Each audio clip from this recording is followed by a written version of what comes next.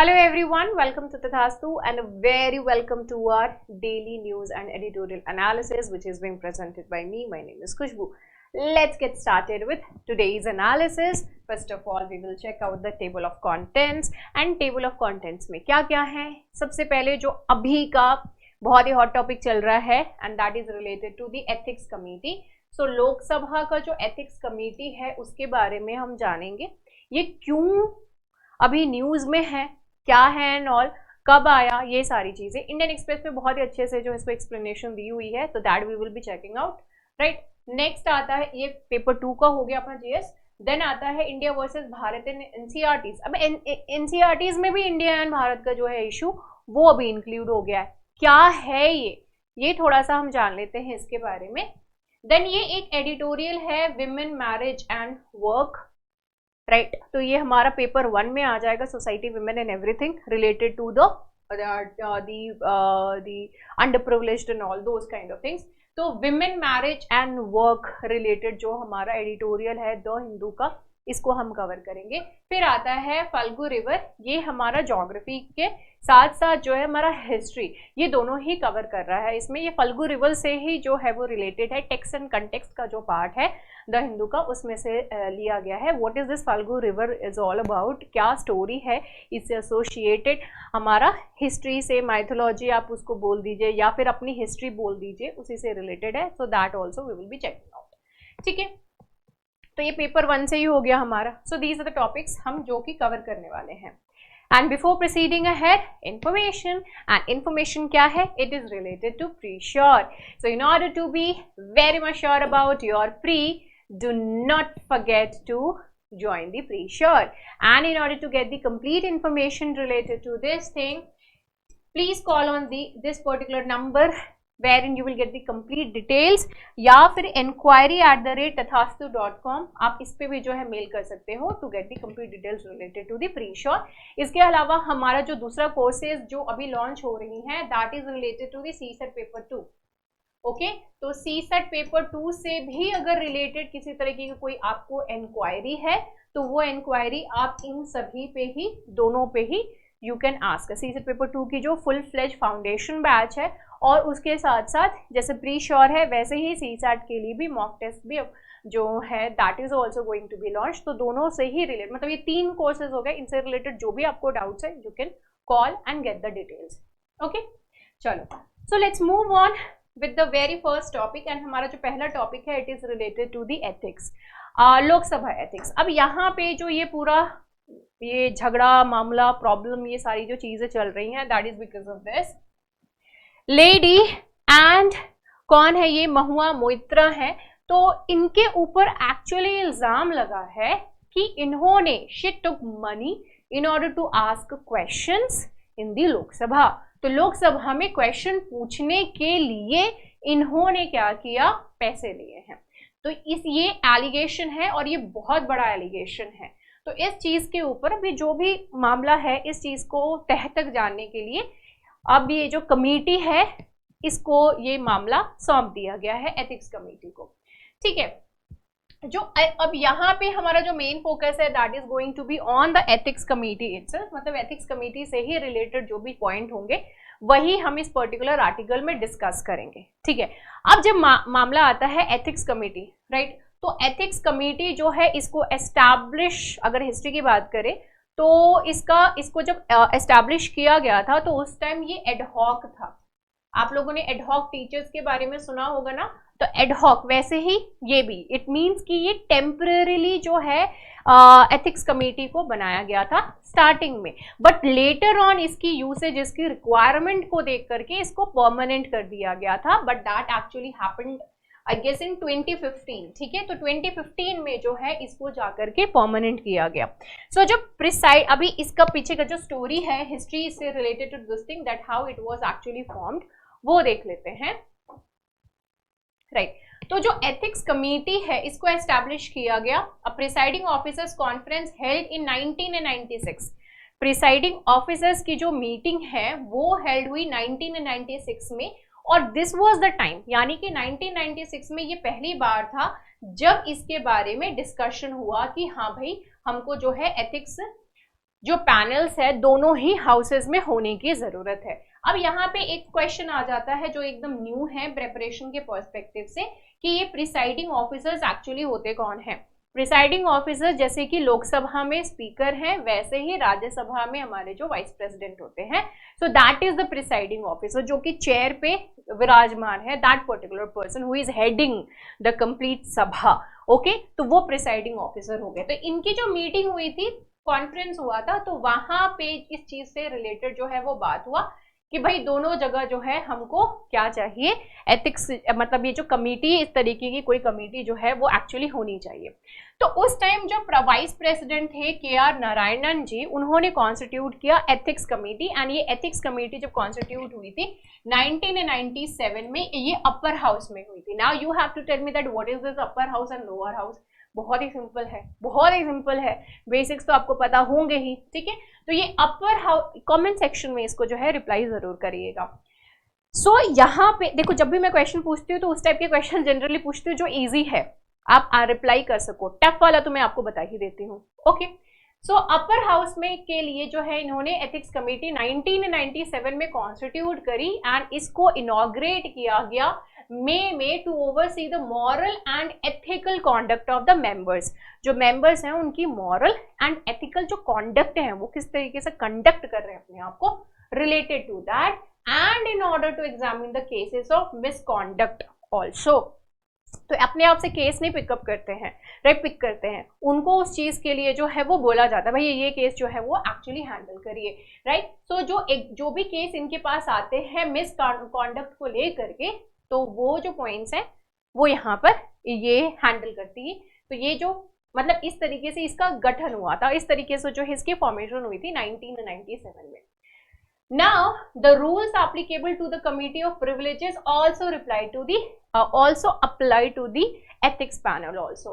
तो जो committee of privileges जो है उनको जो rules and regulations फॉलो करने होते हैं, वही सेम चीज ये ethics panel जो है उनको भी वही सेम चीज जो है फॉलो करनी पड़ती है, ठीक है।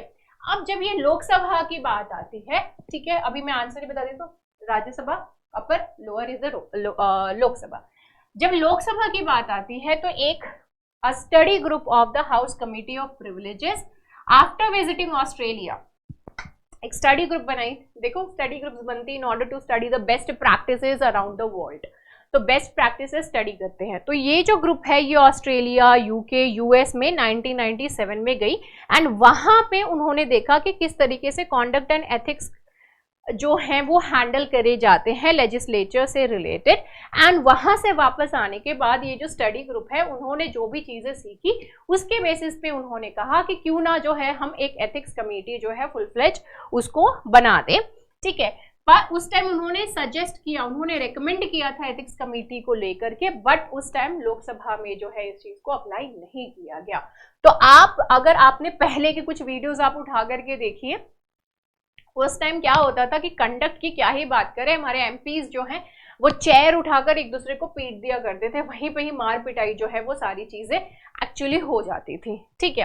The committee of privileges finally recommended the constitution of an ethics committee during the 13th Lok Sabha, ठीक है। तो अब एथिक्स कमिटी जो है फाइनली इसको कंडक्ट किया गया था 13th लोकसभा में, एंड उस टाइम जो स्पीकर थे GMC बाल योगी, इन्होंने कॉन्स्टिट्यूट किया एडहॉक कमेटी, एथिक्स कमेटी, इन्होंने 2000 में जो है यानी 2000 में उसका गठन किया, उसको जो है एस्टैब्लिश किया। लेटर ऑन उस टाइम जब इसको कॉन्स्टिट्यूट किया गया था, जैसे कि मैंने आपको स्टार्टिंग में भी बोली, तो इसको एडहॉक बनाया गया था, बट लेटर ऑन इन 2015 इसको जो है वो परमानेंट कर दिया गया। Okay, so this is what is the story related कि ये एथिक्स कमेटी किस तरीके से जो है वो एक्चुअली बनी है। ओके, नाउ अब ये जो एथिक्स कमेटी है, इस कमेटी में जो भी मेंबर्स होते हैं, ये जो भी मेंबर्स होंगे, ये सारे मेंबर्स जो है वो स्पीकर के द्वारा नॉमिनेट करे जाते हैं। वो मेंबर्स जो हैं वो चूज करे जाते हैं, और वो मेंबर्स का जो टाइम होता है that is of the 1 year, ठीक है। इनका जो टाइम पीरियड होता है that is of the 1 year. 2005 cash for query case, 2005 का एक केस का जिक्र जो है वो यहाँ पर इन्होंने किया हुआ है कि 2005 में, in 2005, two houses adopted motions to expel 10 Lok Sabha MPs. तो दोनों हाउसेस हैं, इन्होंने अडॉप्ट किए थे मोशंस 10 लोकसभा एमपीज जो हैं उसको एक्सपेल करने के लिए, ठीक है। एंड इसमें से एक जो राज्यसभा एमपी थे, that person was actually accused of agreeing to ask the questions in parliament on behalf of the money actually, ठीक है, ठीक है, on behalf of the money actually. The motion in Lok Sabha was based on the report of special committee which was set up by the speaker। जो motion move on करी गई थी that was actually set up by the speaker under the Chandigarh MP P.K. Bansal to examine this particular issue। इनके पास जो इनके under जो है उसको कंसिस्ट कर दिया, उसको जो है कंडक्ट कर, मतलब उसको जो है कॉन्स्टिट्यूट करके बोल दिया गया था कि भाई आप जो है इसको, इस पर्टिकुलर जो इशू है इसको हैंडल करो। लेटर ऑन राज्यसभा में क्या हुआ, जो कंप्लेन था उसको एग्जामिन करा गया हाउस एथिक्स कमेटी के द्वारा, ठीक है, हाउस एथिक्स कमेटी के द्वारा जो है वो काम किया। अब यहाँ पे पॉइंट ध्यान में रखिए, हमने अभी थोड़ी देर पहले ही ये चीज पढ़ी कि ये जो एथिक्स कमेटी थी वो राज्यसभा में ही थी, ये एथिक्स कमेटी जो है वो लोकसभा में नहीं थी। तो लोकसभा में नहीं थी तो इसीलिए स्पेशल कमेटी जो है उसका गठन किया गया था, उसको बनाया गया था, उसको कॉन्स्टिट्यूट किया गया था। और राज्यसभा में जो है ये एथिक्स कमेटी जो थी उनकी, उन्होंने उस चीज को हैंडल किया था। क्योंकि दोनों हाउसेस की बात हो रही है तो दोनों ही हाउसेस के जो एमपीज थे उन्होंने पैसे लिए थे in order to ask the query in the houses, okay, so for that particular matter over there. खैर, तो this was the complete thing. अब यहाँ पे बोला गया कि भाई एविडेंस नहीं है, लेकिन बहुत सारे एविडेंस थे जो कि बोलेगा नहीं भाई एविडेंस तो खुद ही बोल रहे हैं कि हम हैं यहाँ पे, राइट। तो उससे रिलेटेड जो है सारे पॉइंट आउट्स, सारी जो चीजें थी दैट एक्चुअली हैपेंड। अब यहाँ पे जो पर्टिकुलर केस है, ठीक है, अब यहाँ पे जो जिस केस के बारे में बात हो रही है, ये जो केस है इसमें मनी को ट्रेल करना, मोइना मित्रा जो है इनको बोला गया कि भाई आप पैसे ले लो, right, take money and ask question, right. लेकिन ये जो ट्रेल है इसको ट्रैक करना जो है वो थोड़ा मुश्किल हो सकता है, because money trail is the one thing, इसकी जो लिंक है वो एक मेन चीज है यहाँ पे। प्रोसीजर फॉर कंप्लेंट्स, अब किस तरीके से जो है वो एक्चुअली प्रोसीजर को फॉलो किया जाएगा, तो यहाँ पे कोई भी person, any person can actually complain against a member through another Lok Sabha MP, through another Lok Sabha MP along with evidence of the alleged misconduct. कोई भी पर्सन जो है किसी लोकसभा एमपी के द्वारा, राइट, किसी दूसरे मेंबर पे जो है अगर उसके पास एविडेंस है कि उसने मिसकंडक्ट है तो वो पर्सन कंप्लेन फाइल कर सकता है एंड एफिडेविट जो है वो देनी होगी, और उस एफिडेविट में ये चीज बोलना होगा कि जो भी एलिगेशन वो लगाए जा रहे हैं वो फॉल्स नहीं है, एग्जैजरेटेड नहीं है, वो भी किसी भी तरीके से एक्चुअली गलत नहीं है, ओके। तो ये चीज के लिए एफिडेविट उनको देनी पड़ेगी। If the member himself complains the affidavit is not needed. अगर ये मेंबर जैसे लोकसभा एमपी है वो खुद ही इस चीज को बोल रहा है तो उसको एफिडेविट देने की जरूरत नहीं है। लेकिन कोई और पर्सन जैसे कि हम लोग हैं, हमने किसी एमपी को पढ़ा भाई देखो देखो इस तरीके के एविडेंसेस है, वो पर्सन रेडी हो गया इन ऑर्डर टू प्रोड्यूस कि हाँ भाई इन लोगों ने, ये लोगों ने पैसे दिए थे इसको क्वेश्चन पूछने के लिए, these are the evidence and all.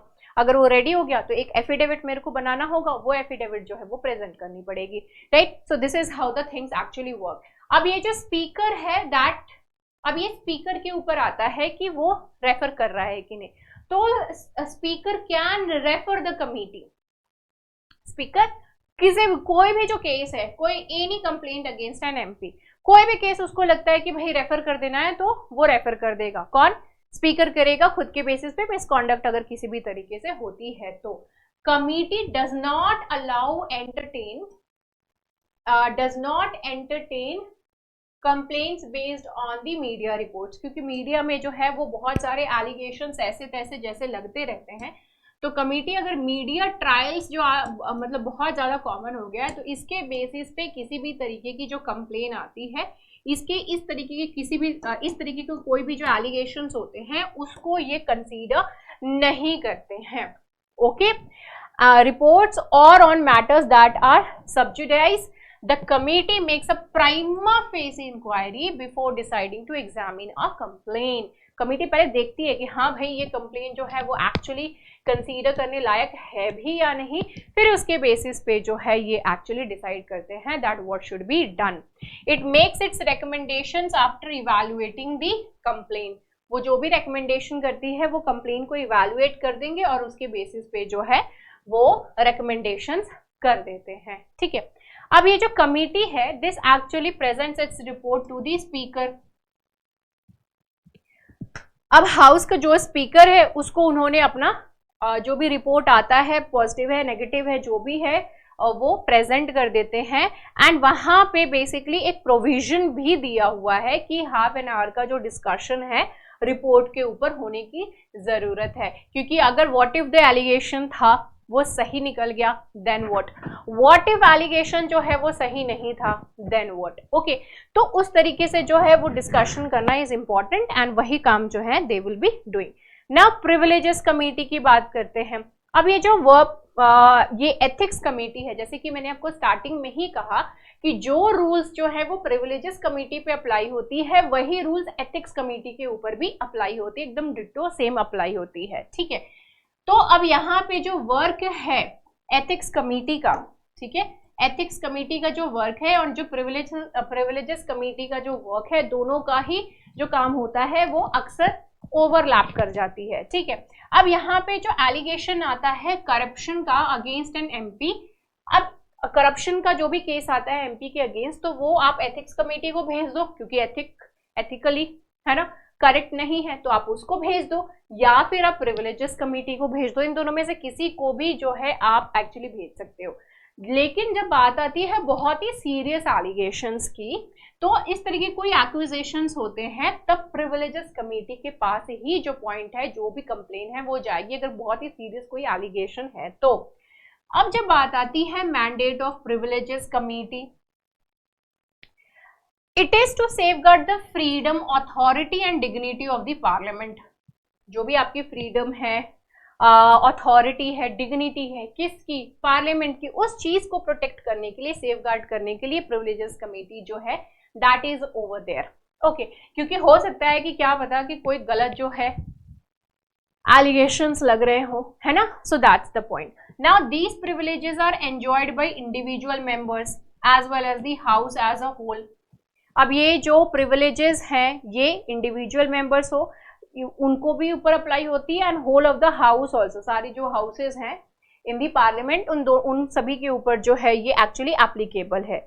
अब ये जो एमपी है दैट कैन बी एग्जामिन्ड, अगर किसी तरीके का कोई भी जो एलिगेशन लगा है तो मेंबर ऑफ पार्लियामेंट जो है वो उसकी ब्रीच हो रही है किसी भी तरीके की privilege, so that could be actually examined. A non-MP too can be accused of breach of privilege for accusations that attack the authority and the dignity of the House, and the ethics committee can only take up cases of the misconduct that involves the MPs. Misconduct से related MPs जो है involve हैं, तो वही those cases they can only take, but when it comes to the privileges committee, the non-members also are included over there. Okay, so this was related to our ethics committee, बहुत ही interesting article, right. अब आता है हमारा दूसरा topic, it is related to the NCERTs. तो NCERTs में ये डिस्कशन सामने आई है कि why not replace India word by Bharat. तो ये जो है एक तरीके से रिकमेंडेशन गया है, तो स्टार्टिंग का ही एक स्टेज है, बेसिकली बोला गया है कि क्यों ना कि हम इसको इंडिया को चेंज करके भारत, वहां पे जहां जहां इंडिया है वहां पे जो है हम भारत कर दे। Okay, this is something what has been actually talked about. ठीक है, ये चीज है। लेकिन अब यहाँ पे जो है ऑब्वियसली बात है कि क्वेश्चन रेज हुआ कि क्यों and why you people are doing anything like this, India भी तो भारत है, भारत ही तो इंडिया है। अगर आपको याद होगा तो आर्टिकल 1 जो है हमारे कॉन्स्टिट्यूशन का, वो इसी चीज के बारे में बात करता है, और वो क्या कहता है, इंडिया दैट इज भारत। ये हमारा इंग्लिश में जो कॉन्स्टिट्यूशन है उसमें लिखा हुआ है हिंदी के कॉन्स्टिट्यूशन में क्या है, भारत जो इंडिया, मतलब जो इंडिया है। सो एक्चुअली दोनों ही नेम एक ही चीज के हैं, ठीक है, एक ही फल है, उसको आप जो भी नाम दे दो, एक ही फ्रूट है। अब सेब, अब जैसे एप्पल, एप्पल ही मतलब वो फ्रूट एप्पल ही है और वही फ्रूट सेब भी है। तो this is what it is all about, ठीक है। अब यहाँ पे बोला गया है कि बस ये जो है एक्चुअली प्रपोजल है, इसको अप्रूव नहीं किया गया है, अभी बहुत ही प्री मेच्योर स्टेज में है, इस चीज के ऊपर कमेंट करने किसी भी तरह की सही चीज नहीं रहेगी। But this is what has been initiated, you never know what will happen next, क्योंकि एनसीईआरटी जो है वो अपडेट्स होने के लिए हो रही हैं। ओके, नेक्स्ट हमारा जो आर्टिकल है, that article is related to women marriage and labour market participation. बहुत ही इंटरेस्टिंग है आर्टिकल।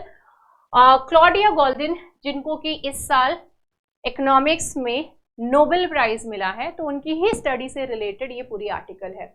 अब इस आर्टिकल में बात क्या, ये जो मतलब एडिटोरियल है, अब इस एडिटोरियल में बेसिकली बात क्या करी गई है कि जो विमेन है, ठीक है, अब ये जो लेडीज होती हैं वो शादी से पहले इनका जो वर्किंग कंडीशन होता है, शादी के बाद जो वर्क करने के डिसीजंस होते हैं, वो सारी चीजों में बहुत सारी फैक्टर्स जो हैं वो मैटर करते हैं। अब इनका जो वर्क फोर्स में पार्टिसिपेशन है, उसकी रेट की अगर हम बात करें, तो before marriage and after marriage में बहुत सारी जो है वो डिफरेंसेस देखने के लिए मिलती हैं, क्योंकि बिफोर मैरिज जो है वो काफी स्वच्छंद तरीके से फ्रीडम के साथ जो है वो फिर भी अपनी करियर चॉइस कर सकती हैं, but after marriage there are lot many things जो कि उनको सोचना पड़ता है, and according to that only they are actually deciding कि जो वर्क है वो करना भी है या नहीं करना है। आपने इंडिया में जो है अक्सर ये बातें जरूर सुनी होंगी कि लड़कियों के लिए सबसे बेस्ट और सबसे अच्छी जो जॉब होती है दैट इज टीचिंग, और अभी बहुत तरीके के फील्ड्स में डिफरेंट तरीके से टीचिंग एक्चुअली इंक्लूडेड है। तो उसमें भी मोर स्पेसिफिकली जो बात करी जाती है that is the school teaching, जिसमें कि 2-2:30 बजे तक मैक्सिमम 3 बजे तक आप फ्री हो गए हो, उसके बाद you are actually free enough to do your household chores, ठीक है, आप वो काम कर रहे हो, घर का भी देखभाल कर रहे हैं। और डीमोनाइज किया जाता है, एकदम नेगेटिव नोशन में देखा जाता है जब वही कॉर्पोरेट फील्ड में काम कर रही हो या फिर दूसरे किसी फील्ड में काम कर रही हो, इन दैट पर्टिकुलर केस। अब ये जो मैं पूरी बात बता रही हूँ that is what she has observed, and उन्होंने बहुत ही पुराने टाइम से जो है चीजों को देखा है, रीड किया है। जब इनको नोबेल प्राइज मिला था तो उस टाइम हमने एक चीज डिस्कस करी थी कि इन्होंने जो पूरा का पूरा स्टडी किया है दैट इज ऑफ 200 years, और ये जो पूरी स्टडी है जो इन्होंने करी है और जो मैंने अभी आपको सारी बातें बताई हैं वो आपको इंडिया वाली लग रही होंगी ना कि इंडिया में ही तो ये सारी चीजें होती हैं, बट नहीं, अभी जितनी भी मैंने पॉइंट्स बोले हैं ये इन्हीं के ही ऑब्जर्वेशन है। तो ये दूसरे देश में भी सेम ही नोशन है कि शादी के बाद जो है वो एक्चुअली जॉब करने का, वर्क करना जो है वो लेडीज को करने देना चाहिए या नहीं देना चाहिए। एंड यहाँ पे देना चाहिए नहीं देना चाहिए का मतलब यही है कि परमिशन दूसरे तरफ से आ रही है, even if the lady wants to work then also जो है वो परमिशन का जो एक पॉइंट है वो वहां पे जरूर रह जाता है। अब ये तो फैक्टर्स के साथ जो लेडीज हैं वो फाइट कर ही रही होती हैं। दूसरा जो फैक्टर बहुत ज्यादा मैटर कर, जो बहुत ज्यादा है इसमें included, that is of the, आप अगर कोई जॉब कर भी रहे हो तो उसका उस तरीके का वेजेस नहीं मिलता है। मेल सेम ही प्रोफाइल है बट मेल को ज्यादा पेमेंट मिल रही होती है, फीमेल को उतनी पेमेंट नहीं मिल रही होती, तो वेजेस का डिफरेंस भी है। इसके अलावा एक और बहुत बड़ा फैक्टर यहाँ पर आ जाता है कि जब मैरिड विमेन हो जाती हैं, जब लेडीज जो हैं गर्ल्स की शादी हो जाती है, तो उसके बाद आप में से काफी सारे लोगों ने ये चीज सुना भी होगा कि जो कंपनीज हैं वो इस चीज, जो मैरिड लेडीज हैं उनको जो है जॉब मतलब हायर करने से पहले काफी टाइम जो है वो सोचती, इसको थिंकिंग देती हैं whether we should hire them or not. The point is that कि whether they would be able to handle the whole of this thing, जो है ये ऑफिस का पूरा काम जो है वो जेन्युइनली प्रॉपर तरीके से कर पाएंगे कि नहीं कर पाएंगे, एंड स्पेशली अगर उनको बेबी है तो और भी ज्यादा क्वेश्चन मार्क आता है। एंड यहाँ पे उस चीज से भी रिलेटेड इन्होंने पॉइंट आउट रखी है कि जो क्रैचेस होती हैं डे तो that is also not available, जहाँ डे केयर बेसिकली, जहाँ पर कि वो अपने बच्चों को सेफली एंड साउंडली फील करे कि हाँ मेरा बच्चा जहाँ पर है वो बहुत ही सेफ है, I don't have to worry, I can concentrate on my work. तो उस तरीके की चीज नहीं है, जिसका इन्होंने जो है एक तरीके से बोला है कि भाई आप नेशनल क्रेच स्कीम जो है for the children of working mothers, इस तरीके की कोई स्कीम जो, मतलब आप कौन, गवर्नमेंट के लिए कह रहे हैं कि इस तरीके की कोई स्कीम जो है आप लॉन्च करिए, सो दैट जो लेडीज काम करना चाहती हैं वो काम कर सके। ओके, अब इसमें से एक जो चीज है वो मैं भी फेस कर रही हूँ, एंड दैट इज रिलेटेड कि भाई जो मैरिड है एंड प्लस बेबी है, whether you would be able to work or not, एकदम फेस पे क्वेश्चन जो है वो पुट ऑन किया गया है। So I can relate to this particular article very much. Apart from that यहाँ पर कुछ और पॉइंट्स भी दिए गए हैं जो कि बहुत ही शॉकिंग है ऑल ओवर अगेन, कि जो नोशन, जो चीजें यहाँ इंडिया में है सेम चीजें बाहर के देशों में भी है। और वो पॉइंट क्या है, वो पॉइंट ये है कि जो एजुकेटेड लेडीज होती हैं और जो अनएजुकेटेड लेडीज हैं, इट मीन्स जो अनएजुकेटेड हैं वो ज्यादा बोल्डली डिसीजन लेती हैं as compare to the educated ladies. Educated ladies जो हैं वो अपने कदम फिर भी पीछे रख लेती हैं जब बात आती है वर्क करने की आफ्टर मैरिज, लेकिन अनएजुकेटेड जो है वो ज्यादा बोल्डली स्टेप लेती हैं इन ऑर्डर टू अर्न करने के लिए। ये एक बहुत ही इंपॉर्टेंट फैक्टर है, and this is again not only over here in India but on the other side of the world also. ठीक है, अब that is the western world I am talking about. इसके अलावा इन्होंने एक और पॉइंट जो है वो बहुत ज्यादा अच्छे तरीके से हाईलाइट करी है, इट वाज एग्रीकल्चर से रिलेटेड। हम जो है प्राइमरी, हम लोग, आप लोगों ने पूरा जीएस पढ़ा होगा related to India and all. ठीक है, तो इंडिया में जो मेन जो हमारा वर्कफोर्स इन्वॉल्व है, हमारा जो लेबर इन्वॉल्व है, that is involve in the agriculture. All over she has also studied this thing कि फीमेल वर्कफोर्स जो है वो भी जो लेबर है वो ज्यादा इन्वॉल्वमेंट उनकी एग्रीकल्चर में है as compare to any other industry. आप कोई भी जो दूसरी इंडस्ट्री की अगर हम बात करें तो वहां पे इनकी इन्वॉल्वमेंट कम है as compare to the involvement over there in the agriculture, वहां पे बहुत ज्यादा है। तो यहाँ पर इन्होंने कुछ टर्म्स जो है वो एक्चुअली यूज करे हैं, that is the women's labour force participation rate. इसी से ही रिलेटेड इन्होंने सारी बात जो है वो एक्चुअली बोली है। मैंने जो चीजें बहुत ही सिंपल तरीके से सब जगह बोल दिया है वही चीजें इन्होंने सभी जगह पे मतलब ये जो है लिखा हुआ है, जहां पर very frequently the writer, the author has actually referred this thing, that is the labour force participation rate को इन्होंने जो है बार बार रेफर किया है, मतलब वो जो कंपैरिजन कर रहे हैं रेट को देकर के बेसिकली। ठीक है, एंड यहाँ पर एक और चीज इकोनॉमिस्ट गोल्डिंग 1994 में इन्होंने हाईलाइट किया था कि ये जो लेबर फोर्स पार्टिसिपेशन रेट है अडल्ट विमेन का, ये एक तरीके से यू शेप्ड पैटर्न है during the course of the economic growth. ये यू शेप्ड पैटर्न बेसिकली जो है वो एक तरीके से रहता है। अब the initial decline in the participation rate is due to the movement of production from the household, family farm and small business to the wide market and to a strong income effect। क्योंकि starting में जब industrialisation नहीं हुई थी, अब यही भी अगर आप ध्यान दो, आप लोगों ने हिस्ट्री थोड़ी बहुत तो पढ़ी ही होगी। ठीक है, तो जब तक इंडस्ट्रियलाइजेशन नहीं हुआ था तब तक जो भी काम होते थे, दोस्त काम, वो जो सारे काम होते थे वो सारे काम कहाँ से होते थे, that use to happen from the house only. घर है, ठीक है, ये हमारा घर है, हाउस, तो यहीं से जो है वो सारा काम हुआ करता था। अब लेटर ऑन इंडस्ट्रियलाइजेशन हुई तो चीजें चेंज हुई, अब ये जो चीजें हैं वो फॉर्मलाइज होने लगी। फॉर्मलाइज इन द सेंस कि अब घर के बाहर बेसिकली जो है वो काम होने लगे। तो now you have to actually move out. अब जब आप मूव आउट करना है, आउटसाइड हाउस जाना है, ठीक है, तो आउटसाइड अब काम करना है, तो यहाँ पे बहुत सारे जो है वो इफ्स एंड बट्स आ जाते हैं।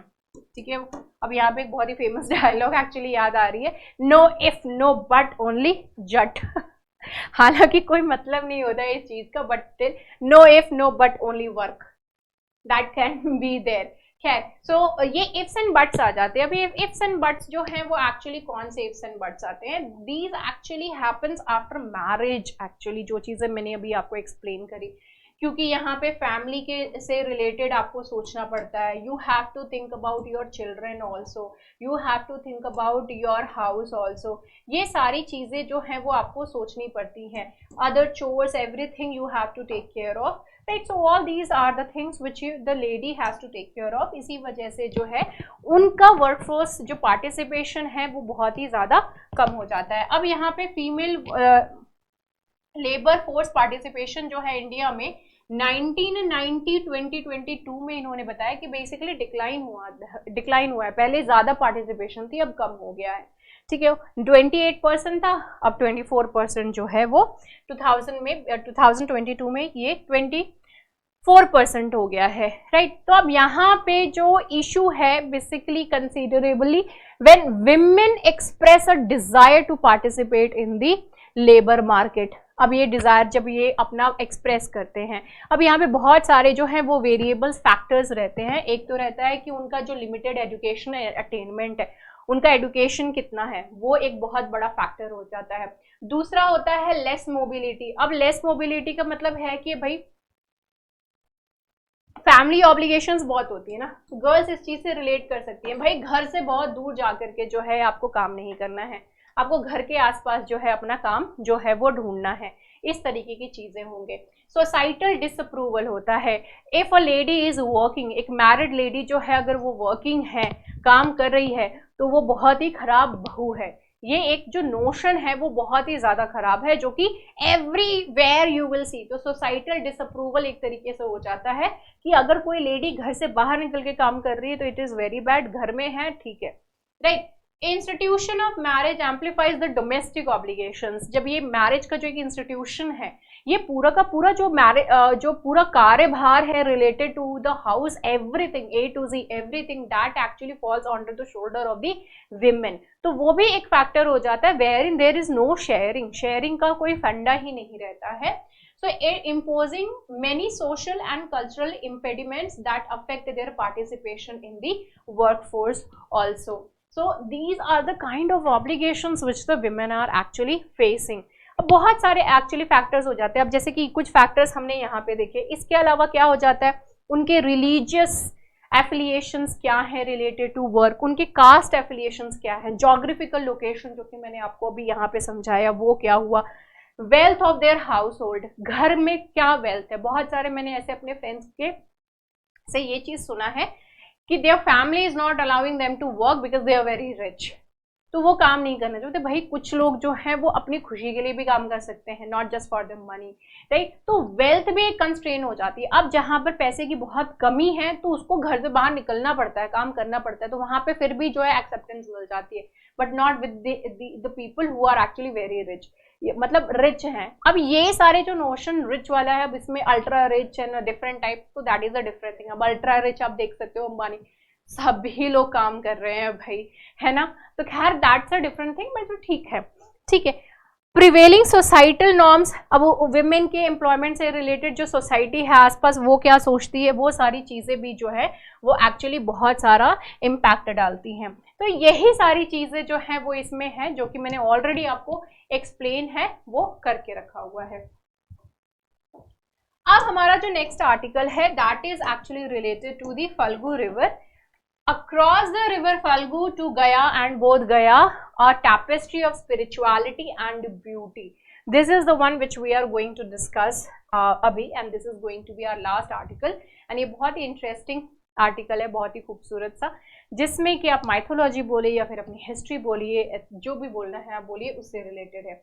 सबसे पहले तो हम देख लेते हैं कि ये रिवर है कहाँ। तो ये बिहार का है पूरा पिक्चर। बिहार में ये गंगा नदी जो है वो बह रही है, गंगा नदी बह रही है। तो इसमें बहुत सारी नदियां जो हैं वो बिहार में आकर के मिलती हैं, उसमें से एक ये जो फाल्गु रिवर है वो भी आकर के मिल रही है, एंड ये पुनपुन रिवर है, ठीक है। तो पुनपुन रिवर के साउथ में you can see that is the Falgu river that actually comes, and ये कहाँ पे ये जो है गंगा रिवर में फाइनली जाकर के मिल जाती है। तो ये जो पूरी की पूरी कहानी है वो इसी रिवर के आसपास बेसिकली चलती है, ठीक है।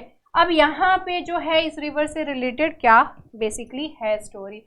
तो स्टोरी में ये कह रहे हैं कि अकॉर्डिंग टू दी लेजेंड जो रिवर है वो एक्चुअली डिसअपेयर हो गई है from the common views of the man, वो डिसअपेयर हो चुकी है। अब इसको डिसअपेयर होने के पीछे की क्या कहानी है? ये कहानी ये है कि सीता जी और राम जी ये जो है वो एक्चुअली इस नदी के किनारे किनारे जो है वो रुके थे। एंड आप सभी को पिंडदान के बारे में तो जो पता ही होगा, ठीक है। So that actually was suppose to be done. अब पिंडदान जो है वो बेसिकली करना था, ये देखिए पिंडदान जो है वो एक्चुअली करना था। अब टाइम पीरियड है उसका कि इस टाइम में जो है वो हो जाना चाहिए। राम जी जो है वो सोचे कि सारा चीज कुछ काम के लिए गए, एकदम शॉर्ट में बता रही, बहुत ज्यादा डिटेल नहीं, ठीक है। तो गए तो सीता जी ने सोचा कि भाई पता नहीं टाइम से जो है वो ये काम हो पाएगा कि नहीं हो पाएगा। तो उन्होंने सोचा कि अगर मैं जो मतलब इनके पास दो चॉइसेस थी, या तो पिंडदान वो खुद से ही कर ले, और आपको पता है कि सोसाइटी में हमारा क्या नोशन है, पिंडदान जो है वो लड़कियां नहीं करती हैं।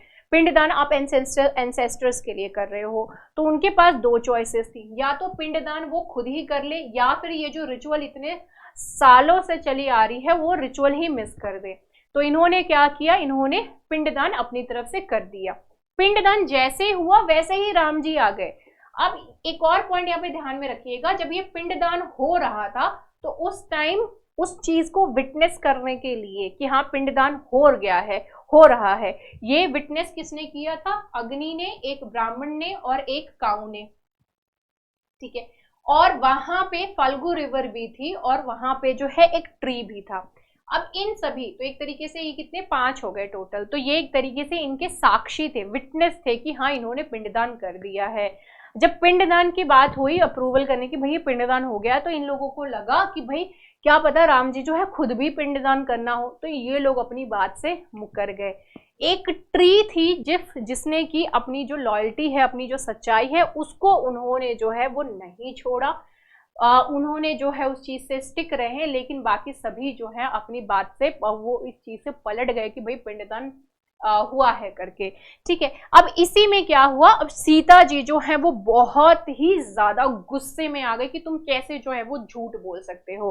तो एक ही सिर्फ जो ट्री है वही एक्चुअली यहाँ पर लॉयल थी, और बाकी सभी जो है वो यहाँ पर बातों को उन्होंने जो है नकार दिया। अब यहाँ पे जो ब्राह्मण की बात करो, अग्नि की बात करो, काऊ की बात करो, तो ये सब तो गायब हो गए वहां से, राइट। लेकिन नदी कहाँ छुपेगी, ठीक है। तो नदी जो है वो कहाँ छुपे, तो रिवर को एक्चुअली बहुत ज्यादा शर्म आई कि ये मैंने क्या कर दिया। तो इस स्टोरी के हिसाब से वो जो है खुद को हाइड कर ली, उन्होंने अंडरग्राउंड चली गई out of the shame. And तभी से वो नदी जो है वो उसी तरीके से बह रही है। अब ये जो स्टोरी है वो मिलियंस ऑफ टाइम्स है ना, हजारों साल से जो है वो एक टाइम से दूसरे टाइम में जो है ट्रांसफर होती आ रही है। एंड ये हमारे कल्चर का ये एक पार्ट बन गई है। अब जैसे कि गुप्ता स्कल्पचर्स हैं, अशोका एडिक्ट्स हैं, चोला टेम्पल्स हैं, मुगल मॉन्यूमेंट्स हैं, ये हमारे कल्चर का पार्ट बन गए हैं, वैसे ही ये जो पूरी स्टोरी है वो भी हमारे कल्चर का पार्ट बन गई है, ठीक है। फल्गु जो है वो एक्चुअली अभी भी कंटिन्यूअसली जो एक्चुअली फ्लो करती है। एंड गया और जो बोध गया है वहां पर it actually flows. Its river banks were once suppose to be as a shelter by Ram and Sita. Ram ji and Sita ji जो है वो वहां पे इस नदी के किनारे कभी जो है वो रहा करते थे, और एक पीपल ट्री भी था जो कि इसके आसपास रहता था। और वहीं से ही थोड़ी दूर का अगर आप देखें तो वहां पे एक सिद्धार्थ नाम का जो है प्राणी वो भी था, जिसको कि लेटर ऑन एनलाइटमेंट मिली, निर्वाण मिला। और वो निर्वाण जो है वो कहाँ मिला, बोध गया में मिला। तो डिस्टेंस वही बोल रहा है कि कोई खास दूरी पर नहीं थी, और वहां पे इनको जो है निर्वाण मिला, वो एनलाइटन हुए। तो ये जो नदी है इसके आसपास का जो एरिया है वो बहुत ही ज्यादा कल्चर के हिसाब से देखे, हिंदुइज्म एंड बुद्धिज्म के हिसाब से देखे तो बहुत ही ज्यादा रिच है, बहुत ही ज्यादा इंपॉर्टेंट है। तो राम जी, सीता जी, बुद्धा जी, इन सभी के हिसाब से अगर देखें तो ये बहुत ही ज्यादा इंपॉर्टेंट है। And now the forgotten flows the river. अब यहाँ पे लेक्स बोल रहा है कि it is the place where the confluence of religion has actually happened. Confluence of religion मतलब कि संगम है, रिलीजन्स का जो है एक तरीके से संगम है। गया में जो है Hinduism, it's all about Hinduism, जहां पर कि राम जी एंड सीता जी के से रिलेटेड स्टोरीज हैं, उनसे रिलेटेड प्लेसेस हैं। एंड दुनिया की फेमस विष्णुपद मंदिर, जो विष्णुपद मंदिर है वो भी वहां पे है। विष्णुपद, अब नाम से ही आपको पता चल रहा है विष्णुपद, पद मतलब कदम, पैर, उनका जो है पैर, विष्णु जी का, ठीक है। तो विष्णु जी के जो फुटप्रिंट्स हैं वो वहां पे पाए जाते हैं। That is actually very large, वो है क्या, बहुत ही ज्यादा लार्ज है। कहाँ पे मिल रहा है, बोध गया। And 15 kilometres away is all about the Buddhism. अब यहाँ पे विष्णुपद, अब गया में जो है आपको विष्णुपद मिल रहा है एंड बोध गया में आपको क्या मिल रहा है, बोध गया में आपको बुद्धिज्म के बारे में जो है वो जानने के लिए मिल रहा है, क्योंकि वहीं पे बोध गया में उनको एनलाइटमेंट मिला है। एंड यहीं पे ही जो है आपको महाबोधि टेम्पल जो है वो देखने के लिए मिलता है। यहीं पे जो बोधि ट्री है वो देखने के लिए मिलता है, जहां पर कि इनको एनलाइटमेंट हुई थी, इनको जो है एनलाइटमेंट मिली थी। दैट्स द प्लेस, ठीक है, कॉन्फ्लुएंस हुआ था। इसके अलावा बुद्धिज्म एंड जैनिज्म जो है ये भी देखो, हिंदुइज्म से ही बुद्धिज्म भी आया, इसी से ही जैनिज्म भी आया, ठीक है। एंड इस बात को लेके किसी भी तरीके का कोई कॉन्फ्लिक्ट जो है आप एक तरीके से नहीं कह सकते, because that is the fact, ये उसी में से ही जो निकल करके बने हैं। But their teachings were distinctively different. हालांकि ये हिंदुइज्म से निकले हैं, लेकिन इनकी टीचिंग जो है वो कंप्लीटली डिफरेंट है एक दूसरे से। अब यहाँ पे एक और जो है श्रवणा ट्रेडिशन की इन्होंने मेंशन करी है एंड ब्राह्मणा ट्रेडिशन जो है उसके बारे में मेंशन करा है। तो अब ये धर्मा की बात ब्राह्मणा ट्रेडिशन और श्रवणा ट्रेडिशन के हिसाब से अगर हम देखें तो ब्राह्मण के हिसाब से धर्म जो है वो एक्चुअली आपके जो रिचुअल्स है वो आपको फॉलो करने चाहिए। Okay, that is what it talks about. Shravan, जिसको कि श्रमणा ट्रेडिशन भी बोला जाता है, क्या बोलते हैं इसको, श्रमणा, राइट। तो जिसको कि श्रमणा डबल एन ने लिखा है, ठीक है, श्रमणा ट्रेडिशन जो है वो बोला जाता है। इसमें बेसिकली रिचुअल्स को फॉलो करने की बात नहीं है, सही पाथ जो है वो फॉलो करने की यहाँ पर बात करी गई है। अब यहाँ पे आप लोगों को ने हिस्ट्री पढ़ा होगा तो जरूर आपने ह्यून सांग के बारे में जरूर पढ़ा होगा। ह्यून सांग जो है वो चाइनीज ट्रैवलर थे who visited India during the reign of Harshavardhana. कौन सा चाइनीज ट्रैवल किसके अंदर आया था, कौन जो रूल कर रहा था, तो ये बहुत ही इंपॉर्टेंट है प्रीलिम्स पर्सपेक्टिव से, ठीक है। This becomes really very important. Harshvardhan के टाइम पीरियड में कौन आया था, ह्यून सांग आया हुआ था, ठीक है। और उन्होंने यहाँ पे गॉड किंग शशांक के बारे में बात करी। He talked about him who cut down the Bodhi tree eight गया। उन्होंने जो है बोधि ट्री को ही कट ऑफ कर दिया था, कट कर दिया था। एंड जो बुद्धा का जो स्टैचू था टेम्पल में उसको भी रिमूव कर दिया था। Shashank cut down the Bodhi tree at Bodh Gaya, remove the statue of Buddha from local temple and order to be replaced with the image of the Maheshwara. तो उन्होंने बुद्धा जी का जो इमेज हटा करके महेश्वरा का वहां पे लगाने के लिए बोल दिया। अब लेकिन अब ये जो बोध गया है ये तो बुद्धिस्ट कंट्रोल के अंडर ही था। लेटर ऑन यहाँ पे जो है वो पाला रूलर्स आए एंड पाला रूलर्स जो थे वो पेट्रनाइज कर रहे थे किसको, बुद्धिज्म को, ठीक है, बुद्धिज्म को। तो ऑब्वियस सी बात है कि फिर से हिस्ट्री में रिवाइव कर दिया बुद्धिज्म को पाला रूलर्स ने। अब इससे रिलेटेड मेंस में जो है वो ऑलरेडी क्वेश्चन आ चुका है कि बुद्धिज्म और पाला रूलर्स से रिलेटेड, do check out this particular question. अब यहाँ पे इन्होंने कहा कि नियर बाई वहीं पे ही जो है पितृ तीर्थ भी है। कहाँ पे, गया के आसपास पितृ तीर्थ भी है जो कि पितरों के लिए बेसिकली बनाया गया है, जहां पर कि वही पिंडदान जो है उस तरीके के रिचुअल्स फॉलो करने के लिए। In early Puranic text it has been mentioned it was a site appropriated in the mid 11th century to establish a Vishnu temple. वहां पे जो है एस्टैब्लिश करने के लिए कहा गया विष्णु टेम्पल। अब वो विष्णु टेम्पल कौन सा है जो आज के डेट में हम विष्णुपद टेम्पल बोलते हैं। अब ये विष्णुपद टेम्पल जो है बहुत ही फेमस रानी ने बनवाया था एंड दैट इज दी अहिल्याबाई। है ना, अहिल्याबाई जी ने। इसके अलावा और कौन सी जो है टेम्पल का कंस्ट्रक्शन कराया था, कमेंट सेक्शन में जरा बताइए तो। ठीक है, अहिल्याबाई होलकर जो है इंदौर की, उन्होंने 18th सेंचुरी में इसको बनवाया था।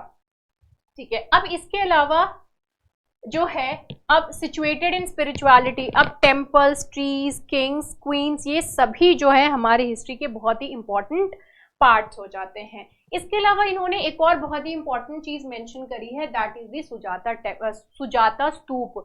आपको पता होगा कि जब सिद्धार्थ जी जो है वो एनलाइटमेंट के सर्च में थे, लाइफ की ट्रुथ जानने के सर्च में थे, तो उस टाइम उन्होंने कई तरीके अपनाए एनलाइटमेंट के लिए, जिसमें से एक तरीका उन्होंने ये अपनाया था, in order to starve himself, एकदम भूख से जो है अपने आप को स्टार्व कर देना।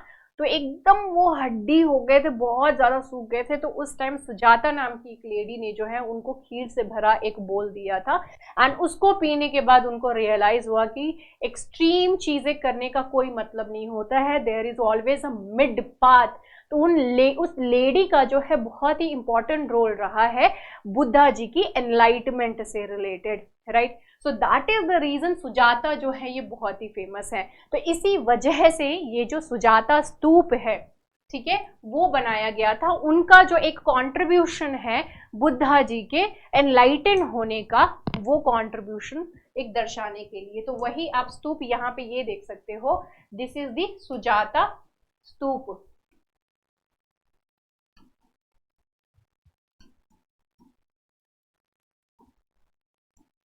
ठीक है, this is the Sujata stupa, right.